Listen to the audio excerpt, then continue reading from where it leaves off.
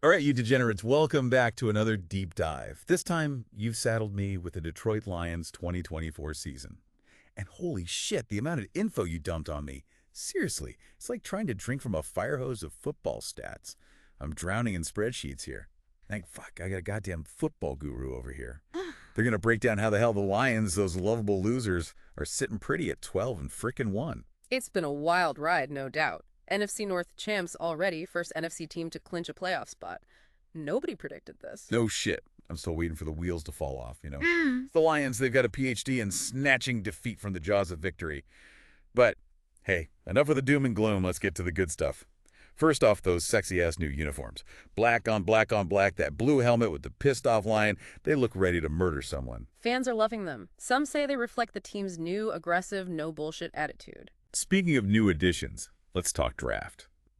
Detroit hosted the damn thing this year, and it was a shit show. Over 700,000 people.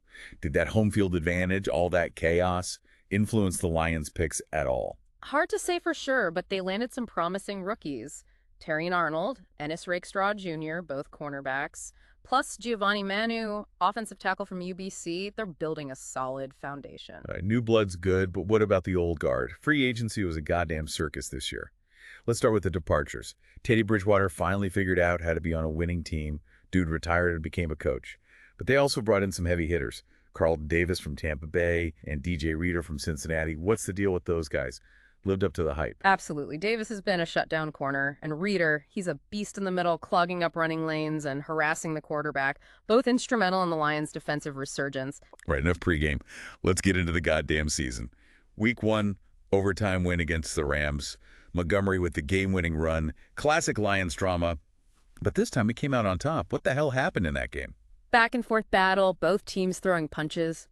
But the Lions showed resilience, dug deep, and pulled out the win. Statement win. Let everyone know this wasn't the same old Lions. All right, so they're 1-0. Everyone's thinking, here we go again. Same old song and dance.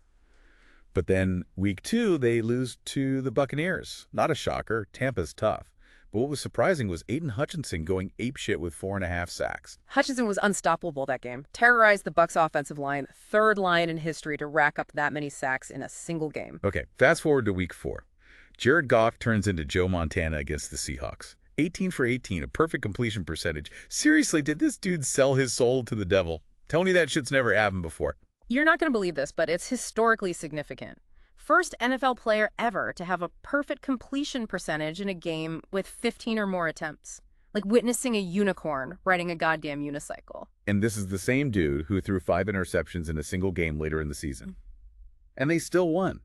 What the fuck is going on in Detroit? That Week 10 game against the Texans, it was an anomaly. Goff had a rough day, but the rest of the team stepped up, pulled off a win that defies logic. It's like they're winning games they have no business winning. Exhilarating and terrifying at the same time. Reminds me of that Week 11 ass-kicking they gave the Jaguars. 52 points, 645 total yards. Did they find a cheat code or something? Firing on all cylinders. The offense was unstoppable, scored touchdowns on their first 7 possessions. You rarely see that in the NFL, a dominant performance. And then there was the Week 12 win against the Colts, pushing their record to a mind-boggling 10-1. The first Lions team to do that since 1934. This shit is straight out of Hollywood. Rewriting the history books, man. Back-to-back 10-plus win seasons. Uncharted territory. The same old Lions narrative is officially dead. Okay, let's talk about the guys making this magic happen. Jared Goff, the quarterback who's either a goddamn wizard or a total dumbass depending on the week. What's the deal with this guy? Goff's a fascinating case study. Flashes of brilliance like that perfect completion game, but also some head-scratching moments like the 5-interception game. Bottom line, he's making plays and leading the team to victory. What about Jahmyr Gibbs, the rookie running back racking up touchdowns like they're going out of style? This kid the real deal or just a flash in the pan? Gibbs has been a revelation. Speed, agility, vision. He's a threat every time he touches the ball. Big part of the Lions' offensive success. And you can't forget about the always reliable Amon-Ra St. Brown. Always open, always catching the ball, always making plays. This dude's a goddamn machine. What makes him so good? St. Brown is a technician. Precise route running, incredible hands, and a real connection with Goff. A quarterback's dream. And then there's Aiden Hutchinson, the defensive end who was having a monster season before that damn injury. Remember those 4.5 sacks against Tampa Bay? When's this dude coming back? How screwed are the Lions without him? Hutchinson's injury was a blow to the defense, no doubt. He's a game changer. The good news is it's not season-ending. Expected back in a few months. And got to give some love to Jake Bates, the kicker who's been money all season. This dude could hit a field goal from the moon. What's his secret? Bates has been incredibly clutch. Consistency, accuracy, especially in close games. He's a weapon you can rely on. All right, so here we are at the top of the goddamn mountain, looking down on the rest of the NFL. Feels surreal. It's like I'm in a bizarro world where the Lions are actually good. Keep waiting for the other shoe to drop, but it hasn't happened. Tell me straight up, can the Lions keep this shit up? Are they for real, or are we all setting ourselves up for a monumental heartbreak? It's impossible to say for sure. They've defied expectations all season. They're talented, they're resilient. But the NFL is a fickle beast. Anything can happen. You know, it's nuts, right? How quickly shit changes. A few years back, the Lions were the joke of the league, the same old Lions everyone loved to shit on. Oh, I was leading the parade. Years of pain, man. Years of disappointment. It'll do that to you. You start to expect the worst, like it's inevitable. But this team, it's different, you know? Different energy. They're playing with swagger. Like, they got something to prove. It's like they finally believe they can win. Yeah, that Dan Campbell, the head coach, he's injected them with something. They're playing with a ferocity, a hunger we haven't seen in years. Yeah. Not just playing for themselves, but for the city, for the fans who've been through decades of bullshit. And the city's feeling it. Detroit's been electric all season. Everyone's rocking the Honolulu blue, and there's hope, man. Genuine hope. Haven't seen that in a long time. It's infectious. The fans are going wild, and the players feed off it. It's a beautiful thing to see. But let's not get ahead of ourselves. They got a tough road ahead. The rest of their schedule's no cakewalk. You're telling me they got the Bills in Week 15, and those guys are a goddamn buzzsaw. Josh Allen and that offense, they're like a runaway train, and their defense, no joke. Yeah, the Lions secondary is going to have their hands full of Stephon Diggs and those receivers. It's going to be a bloodbath. Then they got the Bears again, Week 16 in Chicago. Division rivalry games are always a toss-up, especially this late in the season when everyone's fighting for a playoff spot. And you know the Bears are going to be out for revenge after that Thanksgiving Day ass-kicking the Lions gave them. They'll be coming in with a chip on their shoulder the size of a goddamn planet. And to finish out the regular season, they got the 49ers in San Francisco. Oof, that's a tough one. The Niners have one of the best defenses in the league. Yeah, that 49ers defense is like a pack of wolves, man.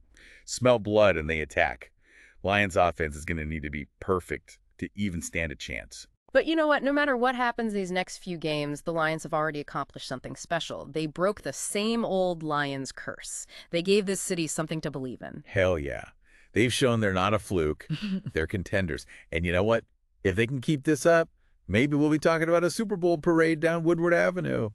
A man can dream, right? Dreams can come true, especially with this team. They've shown us anything is possible. All right, let's take a quick breather, let all this sink in, then we'll dive into the playoffs. Can the Lions make a run? Do they have what it takes to hoist that Lombardi trophy? We'll break it all down when we get back. Playoffs. Lions are in, but can they make a run? Super Bowl. Home field advantage. Got to count for something, right? Huge advantage, man. Ford Field's going to be a madhouse. Opposing teams are walking into a wall of sound. But the NFC this year, it's a goddamn bloodbath. Yeah, it's a fucking gauntlet. Eagles are like the Death Star. Vikings are always a pain in the ass. Packers could wake up and decide to be good at any moment.